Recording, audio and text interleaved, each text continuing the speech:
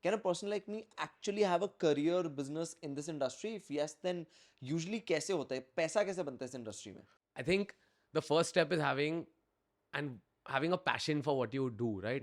For me, I used to enjoy going to clubs because I used to enjoy that feeling of one being able to have done it myself without banking on my parents' money. And do you think people should go to a label, because there's also another side which is that labels are evil, you know? To not take somebody else's experience and say they told me not to do this, so I'm not going to do it. If you think that Right. there's value, then go for it. Today, a start out artist, if they a lot of them, if they're getting the funding to be able to create a video asset, right, which could cost 3, 4, 5, 10 lakh rupees, and somebody is giving you those resources and putting their might and muscle behind you and giving you that marketing support, Yeah. what's wrong? Hey guys, welcome to another episode of Front Seat with Ayush. You know, I'm not the kind of person who parties a lot. And then I met Arjun. Arjun, the kind of guy who is an incredible entrepreneur, a very, very successful entrepreneur. But he has also been this rager guy, and he has been partying for a very, very long time. Not just partying, but throwing some of the most insane parties. Right now, he manages Dino James and a lot of other people. He also manages Yellow Diary, and I absolutely love them. And today in this podcast episode, we discussed his journey from how he used to host these rager parties when he was 17 or 18-year-old to now playing at such a massive scale. He has also conceptualized a bunch of IPs. He has worked with some really important and integral people in the music and entertainment space. It was so fascinating to understand how is money made in the entertainment space, in the media space, that is so different from what we do at Owl. Really fascinating. He's an amazing guy. Incredible story. Very very fun story. Today वाला podcast ना थोड़ा मजे वाला भी है, जहाँ पे हम मस्ती करने वाले. We're gonna just listen to this man talk about how he built this empire and paved his way through, how he signed Dino James as his talent. A lot of interesting conversations coming up on today's episode. I know you will love this episode, so like and subscribe before you move forward.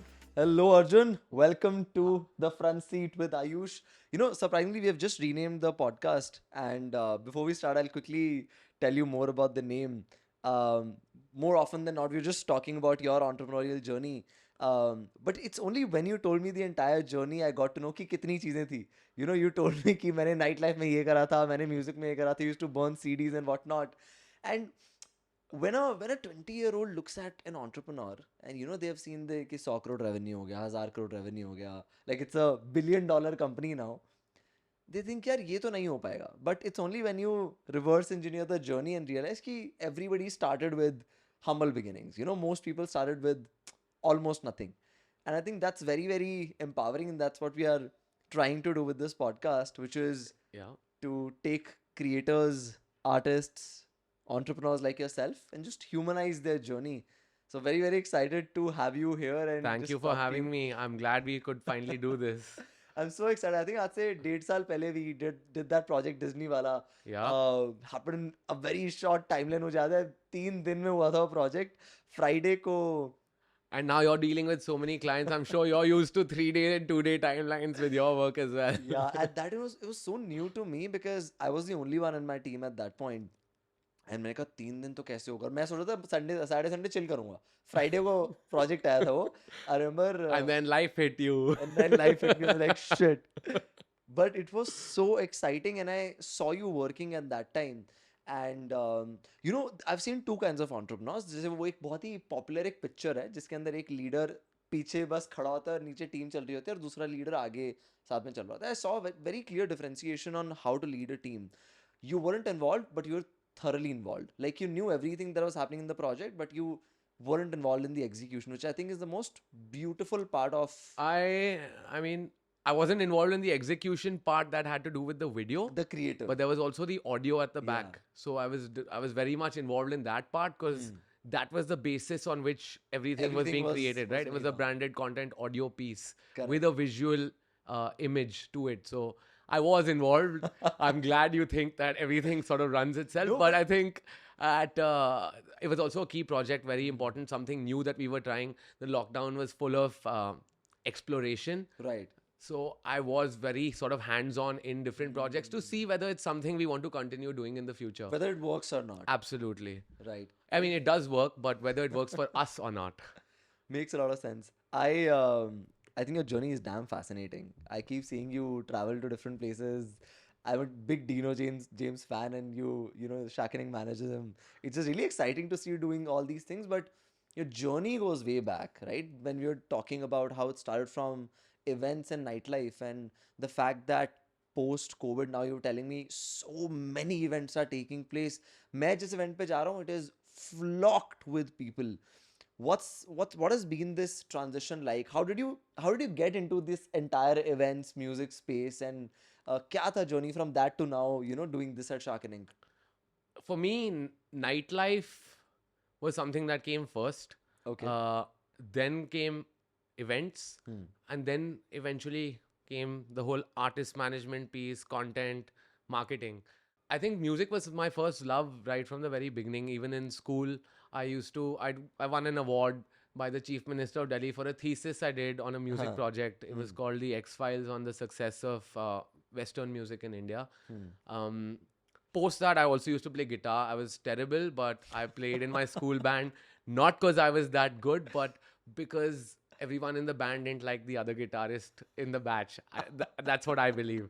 Uh, but I Okay. used to listen to a lot of music growing up, very diverse, right from rap to rock to psytrance. Like I used to listen to it all. I even was a big fan of classical music. I used to love Niladri Kumar. Uh, that's where it sort of started for me. In college, growing, Were you like the kind of kid who used to party a lot in school, college, or? in school, not so much. Yes, maybe a little bit of going out here and there. I was a big fan of Counter Strike. I used to spend my time in those Oh. web dens playing games and whatnot. Surprisingly, today I'm not a gamer, but we work in the gaming industry as well. Uh, but for me, when I moved, I lived in Delhi. I did my high school in Delhi. When I moved to Right. Bombay in 2006, I was very fascinated because everybody here used to go out and party Wednesday nights and Friday nights and Saturday Even nights. Wednesday nights. Yeah, Wednesday nights at Insomnia Taj were the thing. And I lived in Kolaba, Oh. and the few friends I knew in Bombay used to go there. So I was very fascinated by this whole sort of clubbing culture. Okay. At the same time, college Xavier's was a place where I learned a lot about music and culture and art, and I interacted with a lot of different people. What happened during college was I came from a family where I won't say I struggled a lot, but I got a comfortable life. But I really wanted to live a larger than life sort of life in college, right? Right. And I didn't want my parents to be burdened with me wanting to have an incremental life, going out and partying and seeing places. And that time places used to be expensive. Getting into a club used to, like, there used to be something called an entry charge, अभी right? भी है ना cover charge तो या नहीं? Cover charge, वहाँ तो entry होता था without अच्छा, cover. cover is different. Ah, अच्छा, by the way, for context, मैं club शायद 5 से भी कम बार गया हूँ life में. oh, I have no clue what like a nightlife looks like. I'm a very सीधा then you साधा need to come बच्चा. out with us sometime. We are doing a show in Bangalore later in the month, and I'm gonna hit you up. Now, no, I want to sort of hang out and hang around with you guys, because it's only, I remember going to, last month I went to a club and I saw like a different life altogether, and I'm like, what is this? It was fascinating. It was, some parts are good, some parts are of course like not so good, but I got a gist of, okay, this is what the 20-year-old is doing, because I was doing very different things at I think when I was 20, I feel. But yeah, you were talking about like, Yeah. but clubbing. So How did the nightlife thing start, in okay, fact? Like, so college was full of exploration for me, okay. right? I tried my hand at multiple things. I used to do internships. I used to do freelance work here and there. Hmm. I would say events came accidentally to me. Okay. Like I said, I moved from Delhi to Bombay. So I'd run back to Delhi every chance I got. One New Year's Eve, my friend was hosting a party at his farm and it got cancelled because something of a personal reason. Okay. At that time, because everyone was underage, we used to sort of have one person host a party and everyone would contribute and you'd be only friends. So last second, 29th December, I got this call that this is getting cancelled. Acha. I used to have a lot of friends. I called a friend of mine who had a farmhouse. I called another friend whose uncle had a liquor distribution business. I called a third friend. And they all said, okay, we'll do it together. We did the party. Nice. We made a little bit of money. And How I much was money like, did you make from that? honestly, I was not involved in the event. So the event made some money and I was given like a 20,000 rupees, which was like 6 months of allowance pocket that I used to money. get at home, and I was like, wow. After that, there was no stopping me. I used to live in Bombay, used to organize events in Delhi Okay. every summer and every New Year, and I used to fly back 2 weeks prior, market the hell out of it, and that's how Make it sort of some go. money. Yeah, and each time we'd find new ways and reasons to market. Like the first time we found that rain dance concept was very new in Delhi, Okay. but there was nothing that was the new concept. We wanted to take it up a notch, so we discovered that there was something called foam, and there were these machines from Germany that could be used to create foam. So we decided to create Delhi's first foam dance party. Foam as in the foam which is The foam, the bathtub wala the foam. foam. So we made two dance floors, a rain dance floor and a foam dance floor. So come get dirty and then wash yourself off. Oh, We had planned this party for about 500 people. okay. the whole the whole reason our parties worked was because we were catering to all underage kids in our age group who were not allowed in nightclubs at that point in Delhi. Right? The Okay. drinking age was 25 or something. We Right. were all 17 or so. We had aimed for 500 people. It was all Right. word of mouth marketing because there was no WhatsApp, there was no Facebook had just about opened up No in India. influencer marketing, nothing. Influencer word ही नहीं होता था.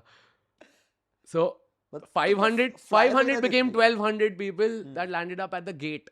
We did not Wow. anticipate that. People came, they had a blast. We made some money. The money was used to throw the next party and the next one. So that was one side of things that started for me.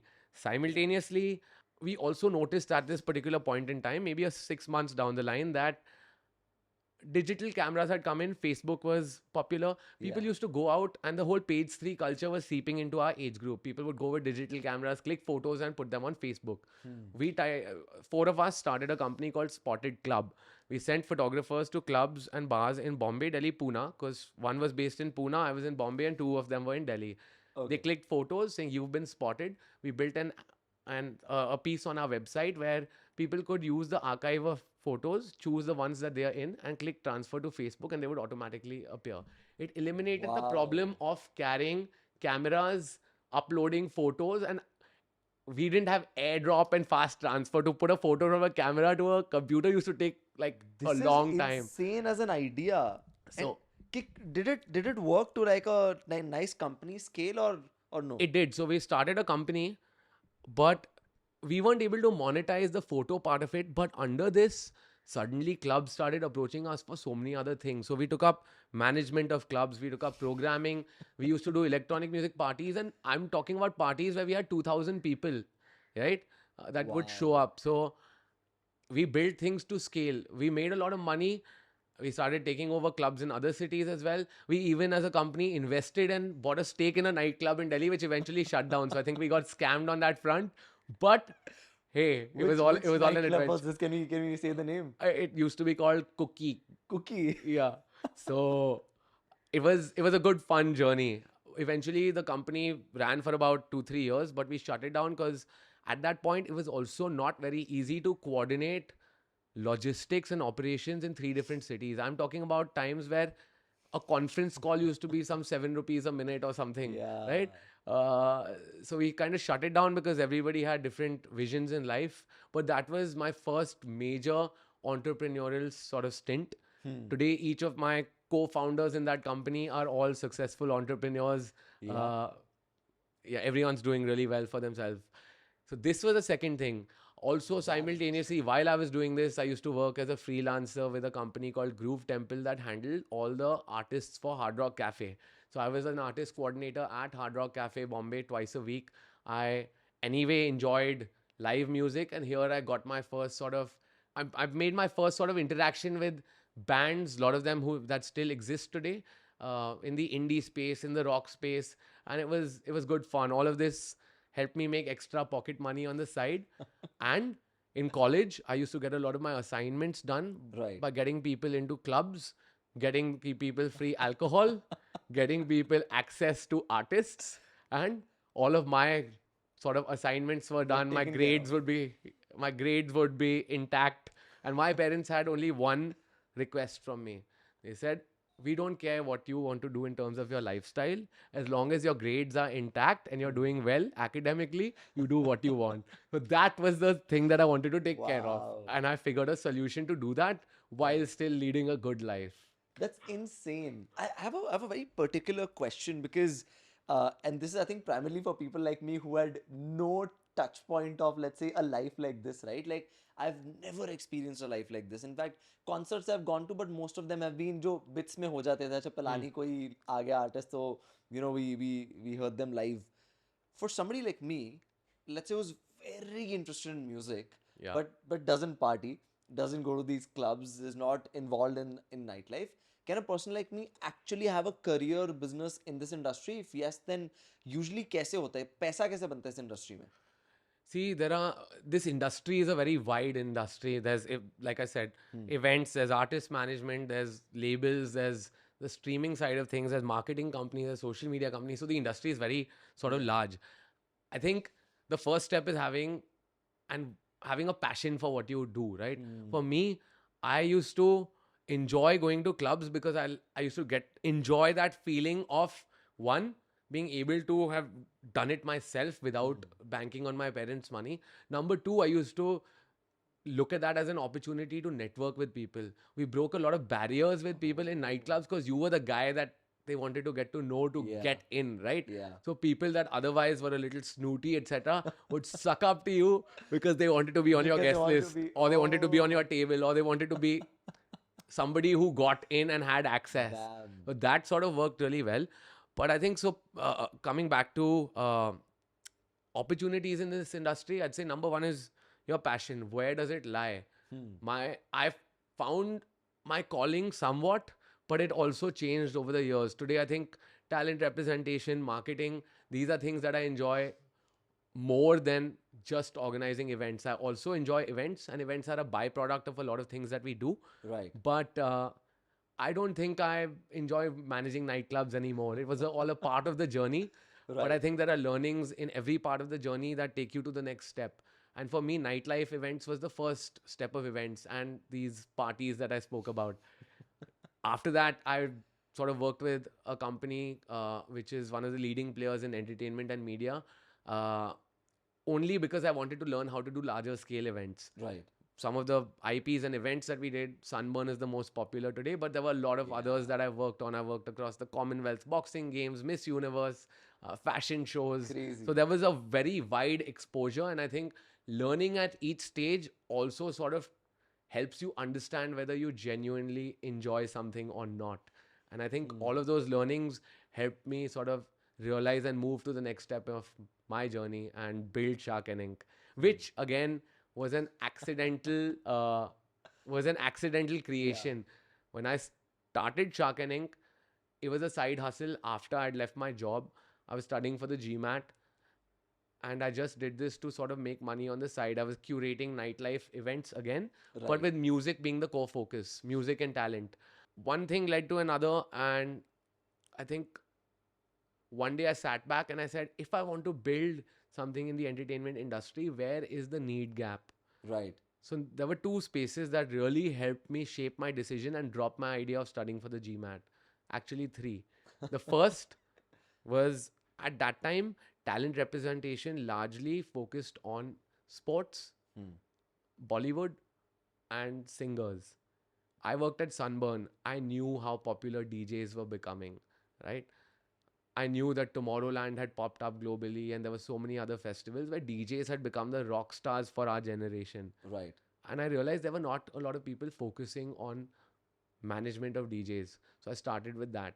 That also happened accidentally. A couple of friends approached me and said, will you manage me? Right. And then I started thinking about this, and it got me thinking that, hey, maybe there's an opportunity here.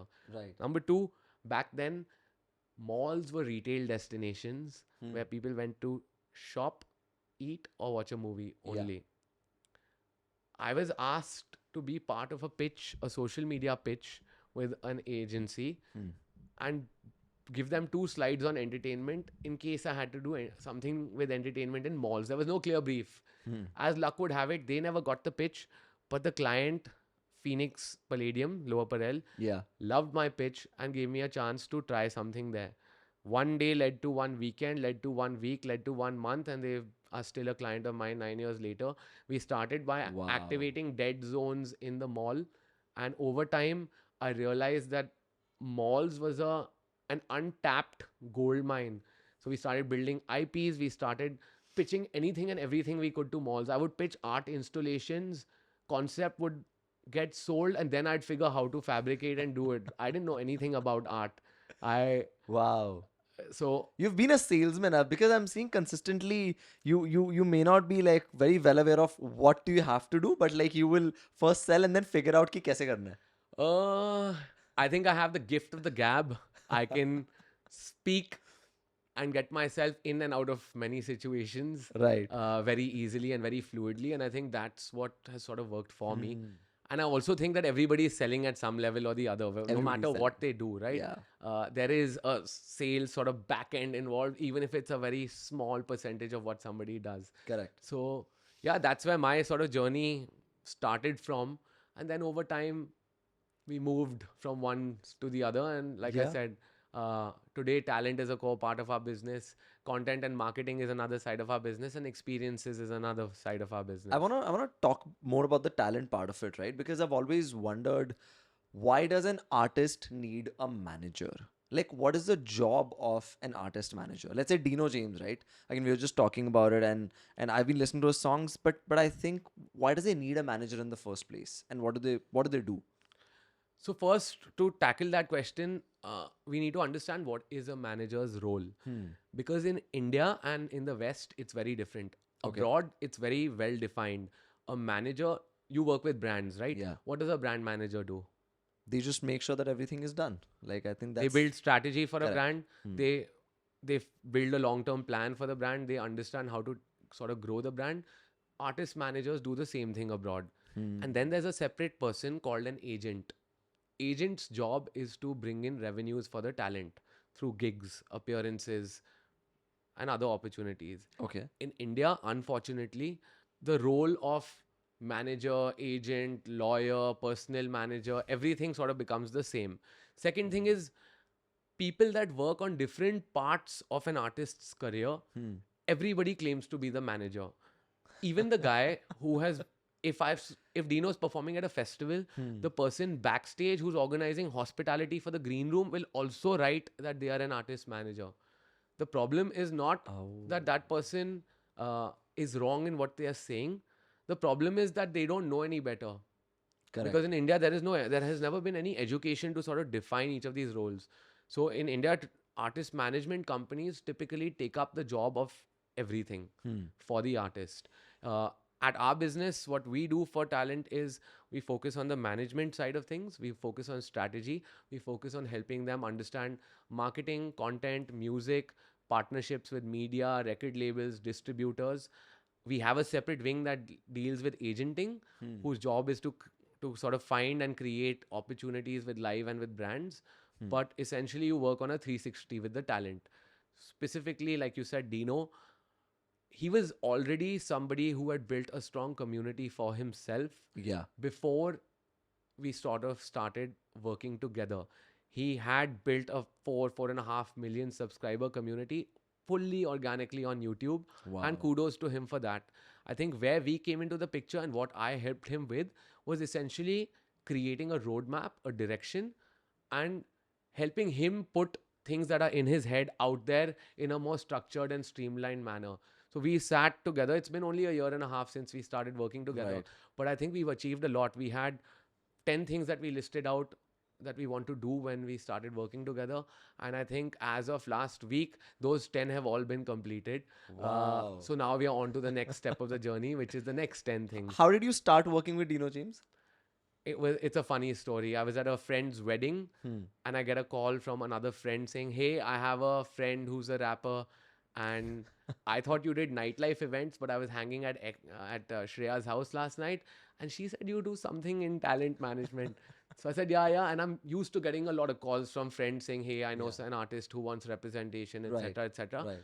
But in this particular case, I said, okay, I'll connect with him when I'm back. When I got back, he had sent me a number. I called the person. I knew Dino, and I did not know too much about him. I just heard his name, and I knew he did music because I'd heard about him. I think we met and we just vibed, man. First, he was very, very reluctant to give me a meeting because he was looking for a personal manager, and I told him I run an agency called Sharkening. But he's like, no, no, no, I just want one individual. But I think when we met and I finally got him to agree to the meeting, Right. we just clicked. I have a 3 point checklist when it comes to representing talent. Apart from, of course, What is it? I call it the three V's: Hmm. vision, values, and vibe. Those are the three things on my checklist. All three got ticked off in that first conversation. And I Nice. think by meeting number two, it was not just me interested in repping him, but he was also equally on board. And we were like, come on, let's do this. Let's create some magic together. So that's where it sort of started. That's really interesting. And one thing that I'm seeing consistently about music is that a lot of people are not happy with the entire streaming ecosystem. A lot of artists, especially indie folks, are coming in and they're saying that Spotify is not paying them enough. There are different kinds of solutions. I just want to know your take on it. Because on one side, I see musicians making a lot of money, right? Like you see, like a lot of money pouring in, and of course, in every industry, there's people who make a lot of money and people who don't make a lot of money, but specifically music, what's wrong with the industry right now in terms of the artists making money? I don't really, I don't see any complaints, to be very honest.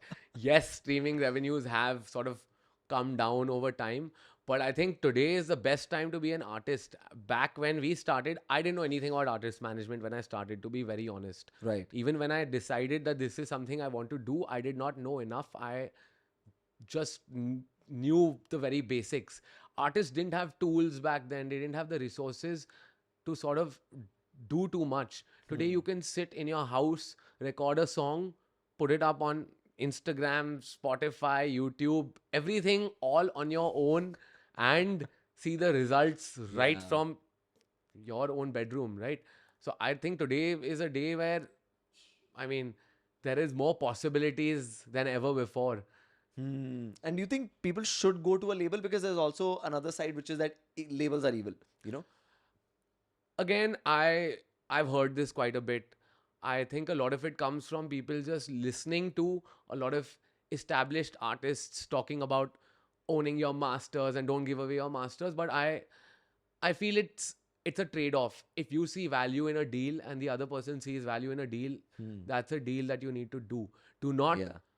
do not take somebody else's experience and say they told me not to do this, so I'm not going to do it. If you think that Right. there's value, then go for it. I personally, we have artists that release records independently and we have artists that are signed to labels, and I have great relationships with the labels as well, and I have great relationships with the artists that are sort of building independent catalog as well. And I think it's interesting to work on both sides of things. That's one of the reasons we also wanted to build a multi-genre roster, so we don't get creatively saturated Yeah. and we can explore things on both ends. But I don't think there's anything wrong today. A start out artist, if they, a lot of them, if they're getting the funding to be able to create a video asset, right, which could cost 3, 4, 5, 10 lakh rupees, and somebody is giving you those resources and putting their might and muscle behind you and giving you that marketing support, Yeah. what's wrong? You don't need to sign with somebody for life. Correct. But there is absolutely no harm in signing with a label. On the other hand, if you believe in your music so strongly, then you can release independently. Of course, uh, you may not have the same sort of might to be able to put behind your music. Yeah. But then again, today in the streaming era, people discover things online. You get discovered in playlists, you get discovered by algorithmic suggestions, you get discovered on YouTube. I mean, Justin Bieber What? got discovered on YouTube, right, by Scooter Braun. So Correct. uh, today you have, that's what I'm talking about, you have all the resources at your end to also release music independently. You don't need to be go to a label to To publish a start your CD. journey. Back then there were CDs to put in a store. Correct. But at the same time, I think it's a personal decision. I don't think there's any right or wrong, and it depends completely on the artist and how they want to sort of grow their journey. And one of the things that we do is we help them understand the pros and cons in each situation. We help them understand and we help them make more calculated sort of decisions on that front. You've gone to like a lot of festivals, events, and because I've not gone to probably 1% of what you have gone through, but I've had my like share of fun experiences. tell me some crazy story that happened in some event, some tour, kahin na kahin, which just stuck in your head. Uh, there are there are a lot. Wow, Wow. if I had to pick one, I'm dead jealous that you are now thinking that okay, I'm one of the crazy stories. I'll tell you an interesting one. There was a show that Sartek was playing in Bangalore. This was a Okay. few years ago. Uh, he was on stage, Hmm. and this was at UB City. Suddenly, like, I'd attended the show with him. Suddenly, behind the stage, I see a little quarrel happening. Quarrel started, it got a little louder, a little louder. Suddenly, it became a little bit more than a quarrel. It turned into a little fight, and it Okay. became a proper physical fight. I'm telling the organizer, I'm like, hey, like, I'm gonna stop the music. Like, what is going on? He's like, no, no, you carry on. Don't worry. This is regular. I eventually we pulled the plug because it got really rowdy backstage, and the fight sort of spilled over onto the stage. What we found out later was that there were three companies organizing this event together, where Sartek was the headlining DJ. Each of them represented a local DJ as well, and they had a fight over who would open for Sartek, be the opening artist.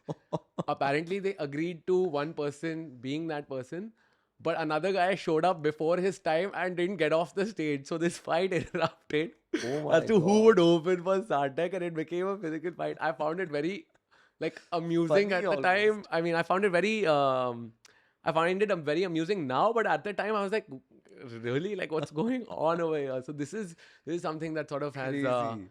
And stuck these were with me. managers fighting or the DJs fighting? These were managers, DJs, friends, everybody got their own crews. It was a 20, Wow. 30% fight taking place backstage.